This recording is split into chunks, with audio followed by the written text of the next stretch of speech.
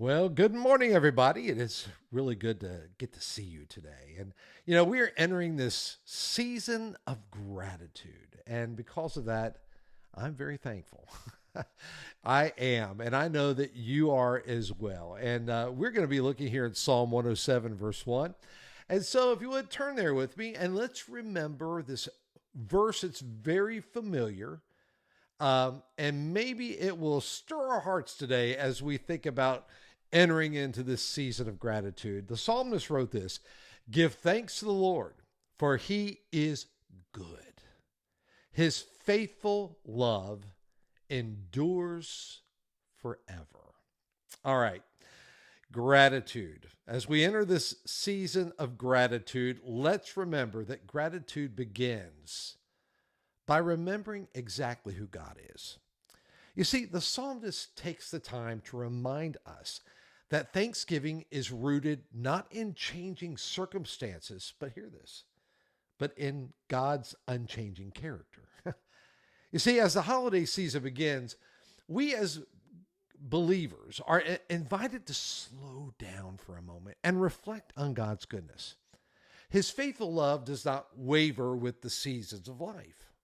You see, whether facing abundance or even if we're facing hardship, we can give thanks because God remains steadfast. So Thanksgiving becomes really an act of worship that shapes our perspective and it strengthens our faith. But also notice today that gratitude is also a spiritual discipline. I know. We are often tempted to dwell on what is lacking in our life or what feels overwhelming, but Scripture calls us to intentionally recall God's work. Practicing thanksgiving, what it does is it refocuses our attention on his provision and on his protection, and yes, even his presence.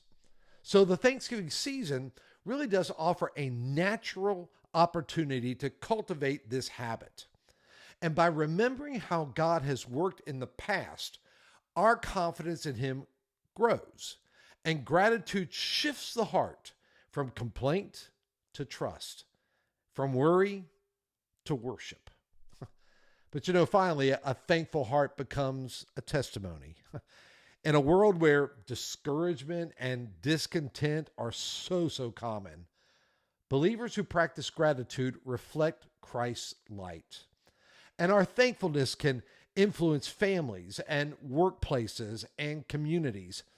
And as we enter this season, choosing gratitude not only honors God, but it also points others to him. Thanksgiving is more than a holiday. It is a lifestyle that reveals the goodness of God. So Thanksgiving begins with recognizing God's unchanging goodness, practicing daily gratitude, and witnessing his faithfulness. Let me encourage you to do three things. First, write down three things that God has done for you this year, things you're thankful for. Number two, begin each prayer time you have with praise for the things that he's blessed you with. And then finally, share a testimony, a word of thanks, a word of testimony of God's goodness with someone else. Well, I hope you have a great day today, and I hope it's a day where you not only feel great gratitude, but you express the gratitude that you have for God's goodness. Have a great day. We'll look forward to seeing you back here tomorrow. Take care.